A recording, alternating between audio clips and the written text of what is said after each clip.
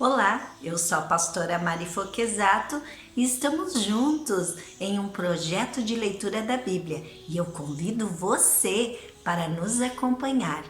Se você ainda não é inscrito no canal, inscreva-se, toque no sininho e escolha a opção todas para que sempre que eu poste um vídeo novo você receba.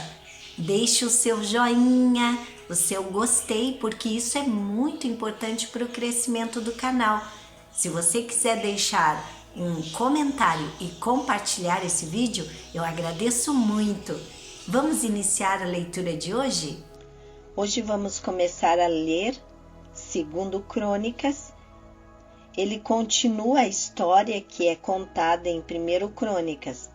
E esse livro começa com o reinado de Salomão e termina com o decreto de Ciro em 538 a.C., que permitiu a volta do povo de Israel para Jerusalém.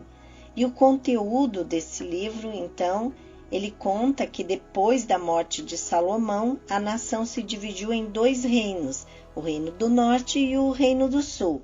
Daí em diante, conta-se a história do reino de Judá até a queda de Jerusalém. Durante esses 345 anos, o reino teve 19 reis, todos eles descendentes do rei Davi. E o livro termina falando sobre o decreto de Ciro, rei da Pérsia, que deixou que os judeus voltassem para Jerusalém e reconstruíssem o templo. Capítulo 1. O rei Salomão, filho de Davi, conseguiu firmar o seu poder como rei de Israel, e o Senhor, seu Deus, o abençoou e fez o seu poder aumentar muito. Salomão ordenou a todos os comandantes de 1.000 soldados, aos de 100 soldados e às autoridades do governo, dos chefes de família, enfim, a todos os israelitas, que fossem com ele até o lugar de adoração que ficava em Gibeão. Nessa cidade estava a tenda da presença de Deus que Moisés, servo do Senhor, havia feito no deserto. A arca da aliança estava em Jerusalém, numa barraca que Davi tinha armado quando havia levado a arca de Quiriate Jearim para Jerusalém. O altar de bronze, que havia sido feito por Bezalel, filho de Uri e neto de Ur, estava em frente da tenda sagrada. O rei Salomão e todo o povo de Israel foram lá para adorar a Deus. Ali, no altar de bronze, Salomão ofereceu a Deus em sacrifício 1.000 animais que foram completamente queimados. Naquela noite, Deus apareceu a Salomão e perguntou: "O que você quer que eu lhe dê?" Ele respondeu: "Tu sempre mostraste um grande amor por Davi, o meu pai, e deixaste que eu ficasse como rei no lugar dele. E agora, ó Senhor Deus, cumpre a promessa que fizestes ao meu pai, já que me fizeste rei de um povo tão numeroso como o pó da terra, dá-me sabedoria e conhecimento para que eu possa governá-lo. Se não for assim, como poderei governar este tão grande povo?" Deus disse a Salomão: "Visto que você pediu sabedoria e conhecimento para governar o meu povo, de quem eu fiz você rei, em vez de pedir riquezas, bens ou honras, ou a morte dos seus inimigos, ou vida longa, eu lhe darei sabedoria e conhecimento. E lhe darei também mais riquezas, bens e honras do que qualquer outro rei teve antes de você ou terá depois." Então Salomão saiu do lugar de adoração que ficava em Gibeão, onde estava a tenda sagrada, e voltou para Jerusalém, onde governou o povo de Israel. As riquezas de Salomão. Salomão juntou 1.400 carros de guerra e 12.000 cavalos de cavalaria. Espalhou uma parte deles por várias cidades e deixou o resto em Jerusalém. Em Jerusalém, durante o seu reinado, a prata e o ouro eram tão comuns como as pedras, e havia tantos cedros como as figueiras bravas que existem nas planícies de Judá. Os agentes do rei controlavam a importação de cavalos de Musri e da Cilícia e a importação de carros de guerra do Egito. Esses agentes forneciam cavalos e carro de guerra para os reis heteus e sírios, vendendo cada carro por 600 barras de prata e cada cavalo por 150 barras de prata. Segundo Crônicas, capítulo 2, o acordo de Salomão com Hirão. O rei Salomão resolveu construir um templo para a adoração de Deus o Senhor e também um palácio para si mesmo. Alistou 70.000 homens para carregarem o material e 80.000 para cortarem pedras nas montanhas, e colocou 3.600 chefes para dirigirem o trabalho. Depois mandou a Hirão, rei de Tiro, a seguinte mensagem: Você vendeu ao meu pai, o rei Davi, cedros para que ele construísse o seu palácio. Agora faça o mesmo comigo. Estou pronto para construir um templo onde o Senhor meu Deus será adorado. Será um lugar santo, onde queimaremos incenso cheiroso em adoração a Deus e lhe apresentaremos sempre os pães sagrados. Todas as manhãs e todas as tardes ofereceremos em sacrifícios animais e serão completamente queimados. Faremos a mesma coisa nos sábados, nas festas da lua nova e nas outras festas em honra do Senhor nosso Deus. É nossa obrigação fazer isso para sempre. Vou construir um templo enorme, pois o nosso Deus é maior do que todos os outros deuses. Mas se Deus não cabe nem mesmo no céu, que é tão grande, quem pode construir um templo para ele? E quem sou eu para levantar um templo digno de Deus, a não ser que seja um lugar onde se queime incenso em honra dele? Portanto, mande-me um homem que saiba trabalhar em ouro, prata, bronze e ferro, que saiba fazer tecidos de fios de lã púrpura, vermelha e azul, e que saiba entalhar madeira. Ele trabalhará em Judá e em Jerusalém com os meus artesãos, que foram contratados por Davi, o meu pai. Sei que os seus trabalhadores sabem cortar árvores, portanto, mande-me do Líbano madeira de cedro, de pinho e de sândalo. Os meus homens trabalharão junto com os seus, a fim de preparar muita madeira, pois o templo que vou construir será grande e maravilhoso.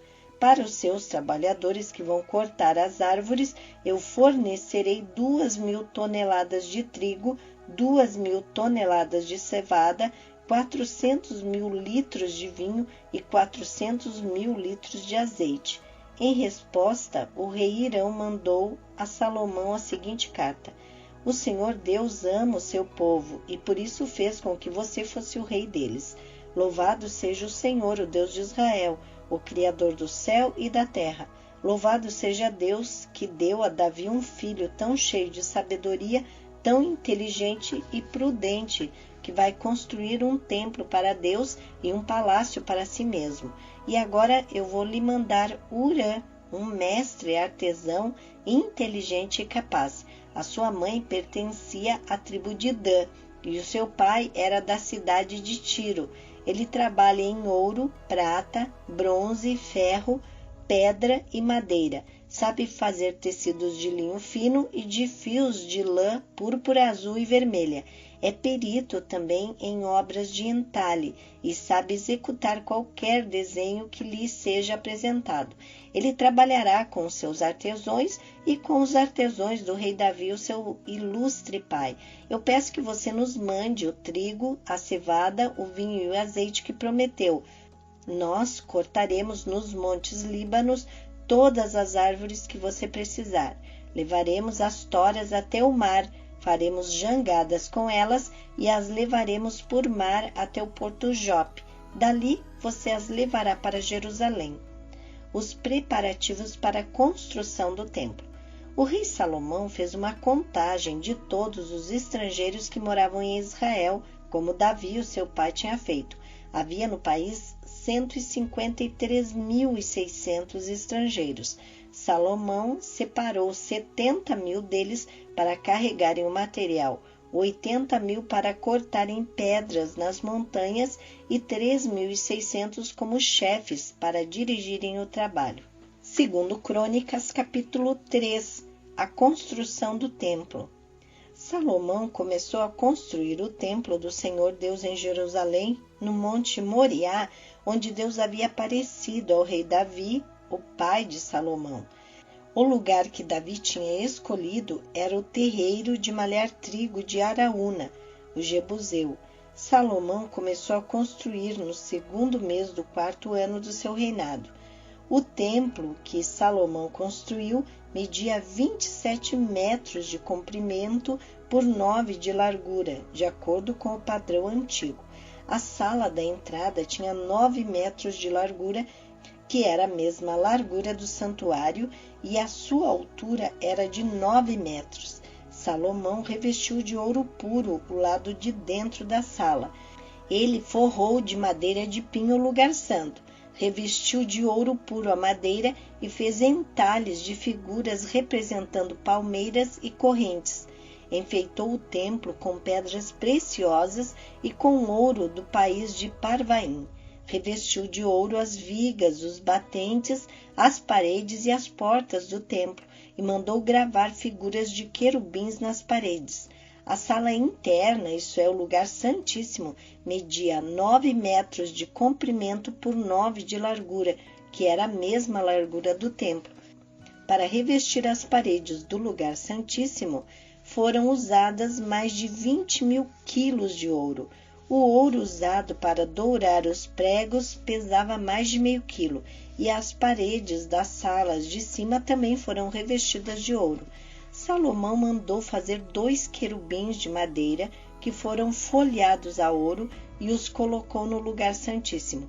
Cada querubim tinha 2 asas, e cada asa media 2 metros e 25 centímetros de comprimento. Os querubins estavam com as asas estendidas, de maneira que a asa de um tocava na parede e a asa do outro tocava na outra parede, e no meio da sala a asa de um tocava na asa do outro. Portanto, as asas se estendiam por 9 metros de uma parede à outra. Os querubins estavam de pé, olhando para o lugar santo. Salomão mandou fazer uma cortina para o lugar santíssimo e era tecida de linho fino e de fios de lã azul, púrpura e vermelha e bordada com figuras de querubins. As 2 colunas. O rei mandou fazer 2 colunas, cada uma medindo 15 metros e meio de altura, e as colocou em frente do templo. Cada coluna tinha no alto um remate de 2 metros e 20 de altura. O alto das colunas era enfeitado com um desenho de correntes entrelaçadas e de romãs de bronze que eram em número de 100. As colunas foram postas na frente da entrada do templo. A que ficava no lado sul se chamava Jaquim, e a que ficava no lado norte se chamava Boaz.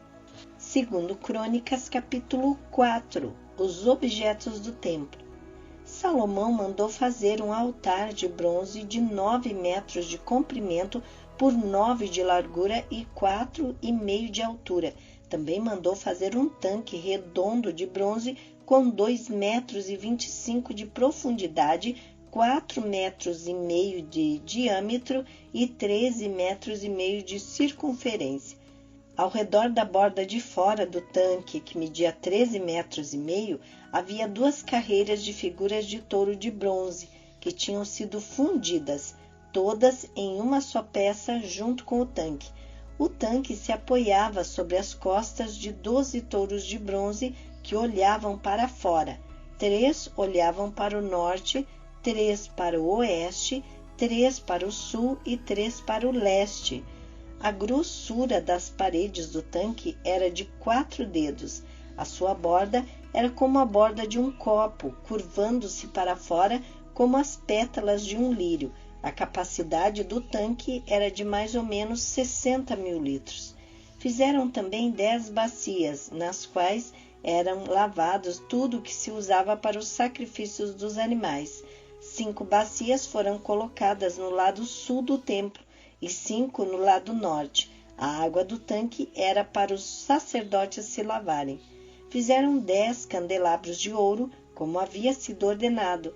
Eles foram colocados no templo, 5 no lado sul e 5 no lado norte. Fizeram também 10 mesas que foram postas no templo. 5 no lado sul e 5 no lado norte. Fizeram também 100 vasilhas de ouro. Construíram o pátio interno para os sacerdotes e o pátio principal. As portas dos pátios foram revestidas de bronze. O tanque foi colocado no canto sudeste do templo. Hurã fez também caldeirões, pás e bacias, e assim terminou todo o trabalho encomendado pelo rei Salomão para o templo de Deus. Esta é a lista do que ele fez: 2 colunas, 2 remates em formas de taças que ficavam no alto das colunas, desenhos de correntes entrelaçadas de cada remate, 400 romãs de bronze em 2 carreiras ao redor do desenho de cada remate, 10 carretas, 10 bacias, um tanque, 12 touros que sustentavam o tanque, panelas, pás e garfos. Como Salomão havia ordenado, Hurã, o mestre artesão, fez de bronze polido todas as panelas, pás e garfos para o templo de Deus o Senhor. O rei mandou que tudo fosse feito na fundição que ficava entre Sucote e Zereda, no vale do Rio Jordão. Esses objetos de bronze que Salomão mandou fazer eram tantos que o seu peso nunca foi calculado. Salomão também mandou fazer para o templo os seguintes objetos de ouro: o altar, as mesas para os pães oferecidos a Deus, os candelabros e as lamparinas de ouro puro, que ficavam acesas em frente ao lugar santíssimo, conforme havia sido ordenado, as flores, as lamparinas e as tenazes, as tesouras de cortar pavio de lamparinas, as vasilhas, os pratos para o incenso e os braseiros. Todos esses objetos eram feitos de ouro puro. As portas de entrada para o lugar santo e as portas do lugar santíssimo também eram feitos de ouro. Amém. Terminamos aqui a leitura de hoje e eu agradeço a você que ficou até o final desse vídeo comigo. Desejo a você um dia vitorioso. Deus abençoe sua vida e sua família.